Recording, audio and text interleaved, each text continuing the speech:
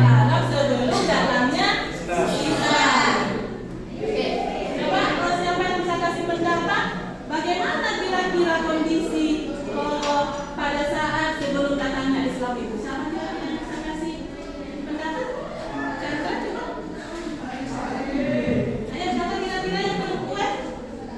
Bagaimana sih kondisi Jazirah Arab sebelum datangnya Islam? Satu aja, siapa yang bisa kasih contoh? Ada? Apa itu? Siapa namamu? Panggilannya? Rodi. Oke. Apa Rodi? Coba jelaskan. Biar kita dengar dan kawan-kawan juga mendengar.